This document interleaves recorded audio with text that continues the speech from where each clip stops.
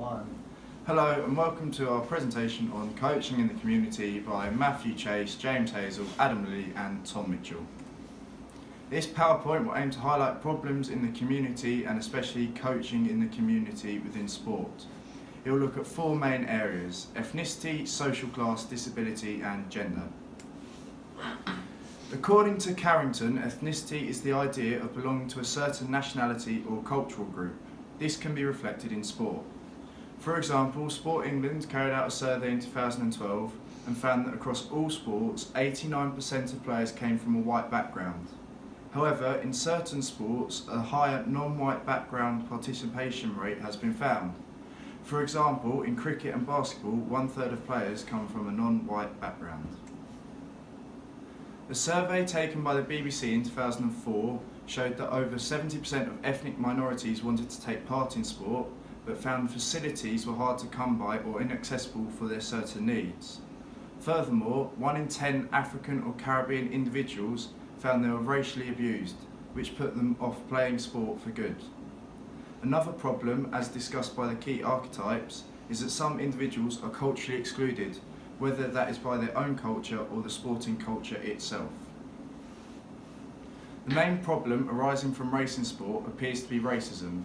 As shown by a study done by the University of Florida, in America alone, racial abuse in sport has tripled in the years 2015-2016.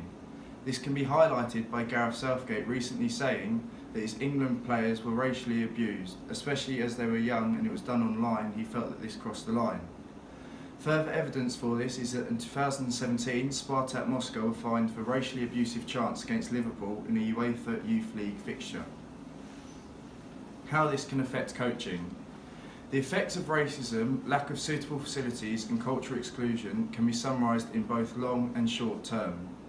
Short term, racial abuse can lead to aggravation and fighting and can lead to sporting fixtures being cancelled or being played behind closed doors. Individuals can be put off sport in the long term due to a lack of facilities or do not feel welcome due to the culture in the sport. This then leads to certain cultures not participating in sports, leading to health problems, but also not allowing integration of certain cultures into communities.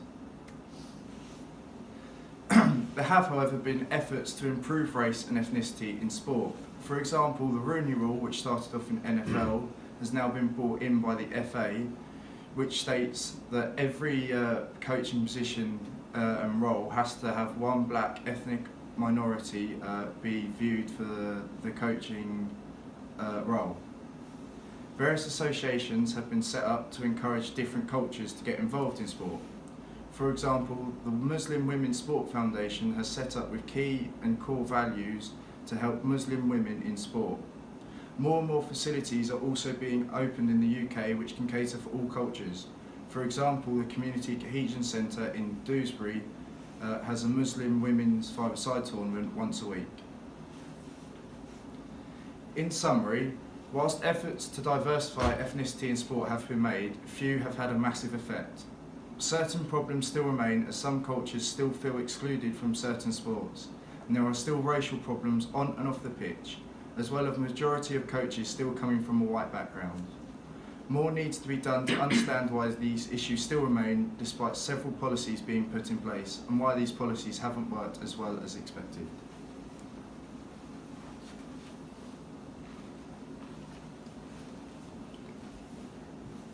So if you're going to talk about disability in sport, it's important to get a definition of what disability actually means. And the one we've gone with is from the Equality Act in 2010. And it's described as a physical or mental impairment that has substantial and long-term negative effects on the ability to do daily activity. It's also important to note that not all disability is easily visible. Going back to the definition, some people can be disabled in other ways that are not physical. So it's not necessarily someone in a wheelchair is disabled.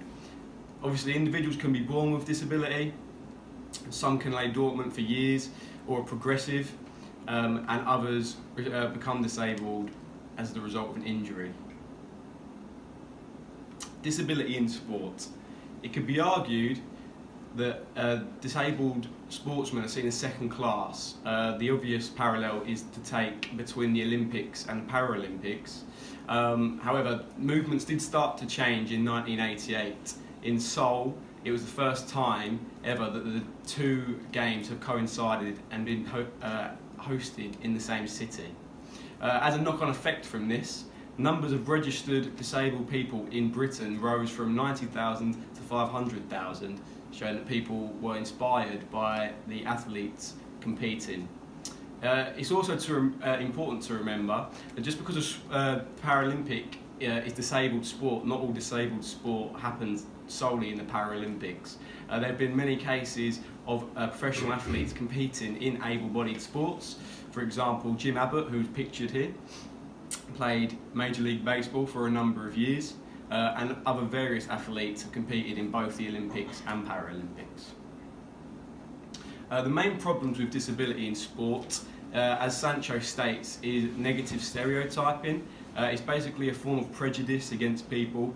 You see a whole group as one. You think they're childlike dependence, he uses, and that means that rather than taking them for an individual, they have thoughts and feelings, you just automatically write them off as a group who can't look after themselves.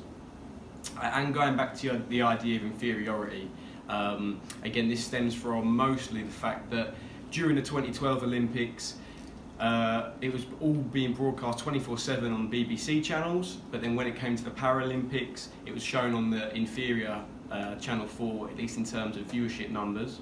Leading on from the 2012 Olympics, Fitzgerald suggests 81% of people didn't notice a change in attitudes towards them after the Olympics, questioning the lasting legacy. So if we're going to apply this to community coaching, the coaches, it's one of their main roles and responsibilities to make sure that every single player feels part of the team. Whether they're disabled, whether they're able-bodied, it's important. That is one of, in my opinion, their main roles. And now, me and Tom have an under-12s team now, and just a little bit of self-reflection. We actually have a kid who is quite severely autistic and he can't even talk.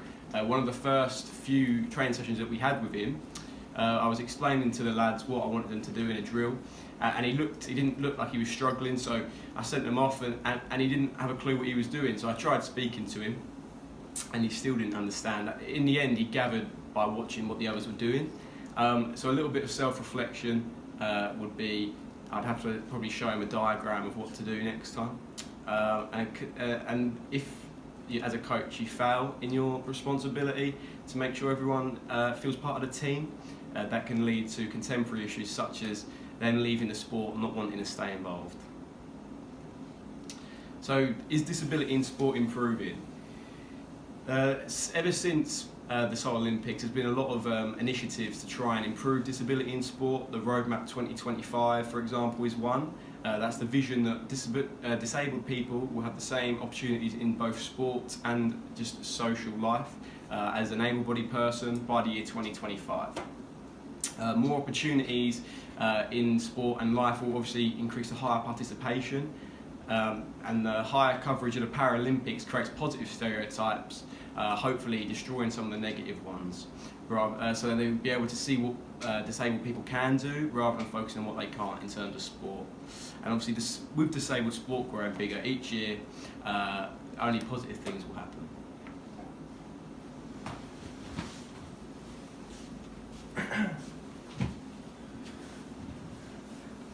Moving on to the effect of social class in sport, obviously a definition, a broad one, would be obviously a division of society based on social and economic status. That's in the Oxford Dictionary, and there's a table below which obviously shows here about like upper middle class. They're obviously well off, lots of expendable income. They're going to find opportunities high to come, mainly people in good administrative jobs. And right down at the bottom, we've got casual and low grade workers. This will be like old people, pensioners, maybe only living off their pension, obviously have a job, unskilled people, and obviously families, maybe they have a problem in the family where somebody can't work and they're not able to bring in a good wage for their family. So these people are obviously going to struggle economically and not have the same opportunities that others might. So the effects that this would have on sport, really prevalent at grassroots level.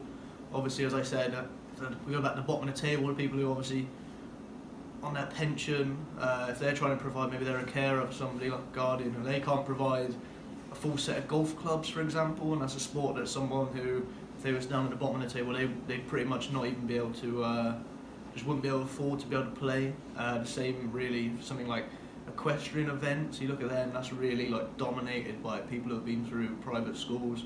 It's like people are going to need some serious, I mean like a horse, like the cost of a horse for someone who's in a low-end job is just unbelievable. So those children are just, they're going to have a chance at all. But obviously at the under end of the spectrum, the sports that are, obviously Levinson says that boxing and basketball are like really popular for this like base of people, because when you think of basketball, like you see like parks as courts and that, so all you really need is a ball and you can play. So obviously the cheaper sports to play, they're obviously going to be more open to the masses and not like at the top where they can't reach. So going to elite level sport, when you look at the 2016 Rio Games, the GB winners, nearly a third to 32%, only 1% under being a whole third of the whole team. They're educated at private schools, and you look at the events such as shooting, rowing was on there, and equestrian events again, just totally dominated. It was something like 90% of all the medal winners, and it wasn't even medal winners, attendees, everyone that participated pretty much been through private schooling, so it just shows that those opportunities maybe aren't available to people who are going through like state schools. And that's also like the training facilities that they offer, they're not really, let's say you could afford it, but you're at a state school, you just wouldn't have the facilities that you would if you were at a fee-paying school. On the other side of it, the England football team eliminated from Euro 2016, like quite embarrassingly by Iceland, and it was written that this was because the high percentage of players had come through private schools. However, like when they look back, it was only 13% of the team. So football is obviously a sport where that's more open, again similar to basketball, where if you have a ball and a couple of jumpers in a park, kids can play that, and it's open to everybody, not just top of the economic bracket. The difference in coaching this brings, obviously going back to facilities, I mean, the majority of coaching that state schools are going to receive, those people with families with no expendable income, that most of their coaching is going to come through school, so PE teaching, so they don't really have the money to go out and pay subs, for example, as a football team.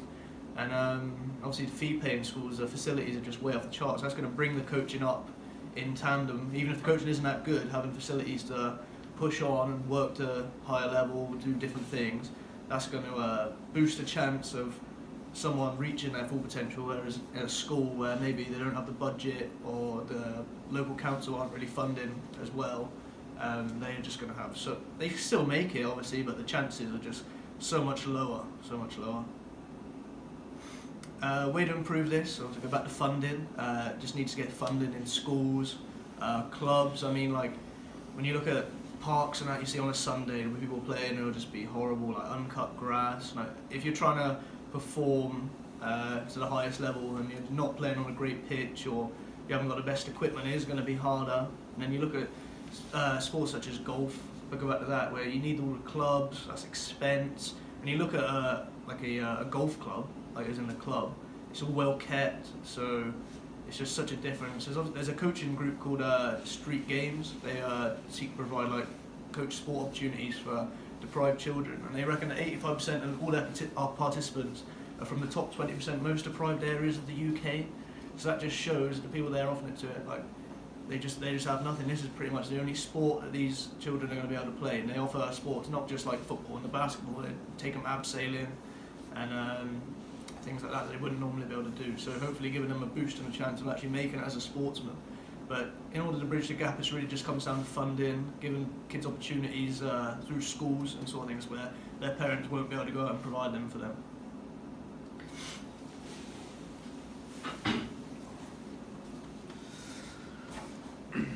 I looked at the issue of gender in sport, and a lot of people who would have done this would have said males and females. Which, to me, going through it and doing research, it's more males versus females, and I think a lot of people, when you really think about it, would agree.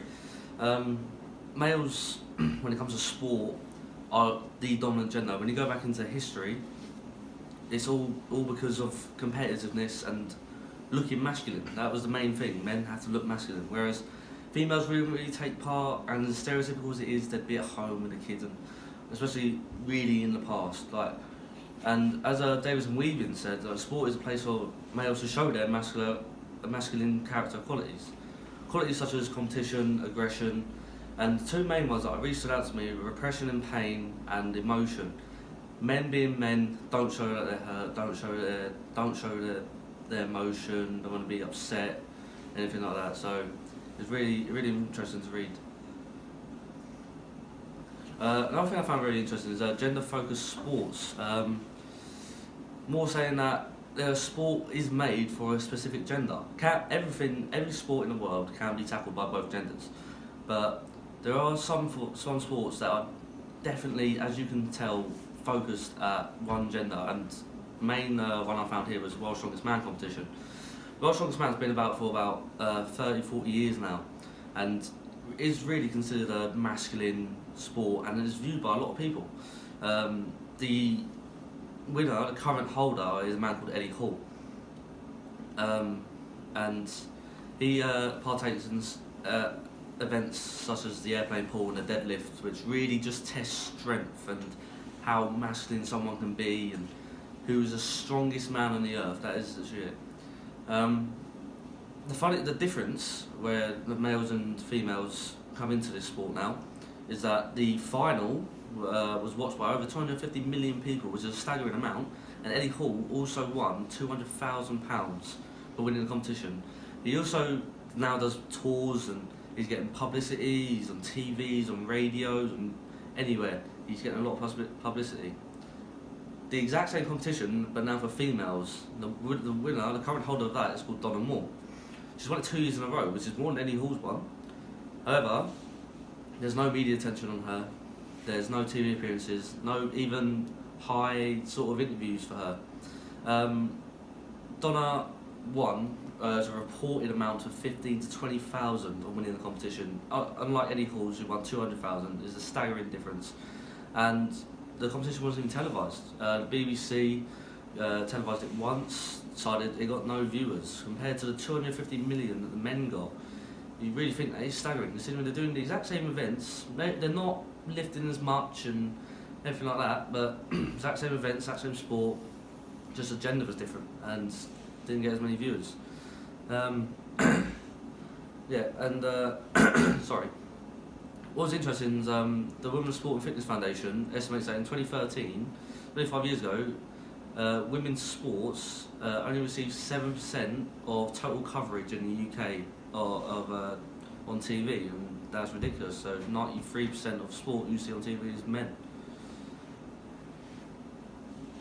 Simply, the main problem with gender in sport is is covered by the media all the time. Money, TV, they are the two differences. All the sports are the same, but it's basically just money and TV. Staggeringly, the only highest paid athlete in the top 100 is Serena Williams, and that's from all the years she's been doing it. She's been doing it for 10 plus years, so that's a staggering amount of work. Obviously, the main difference where this comes into is football, and the average salary for a Women's Super League player, which is the top of the game, which is the exact same as Premier League, but for women, is $26,000 a year. Now, put that into context, the Premier League player will earn around $35,000 a week.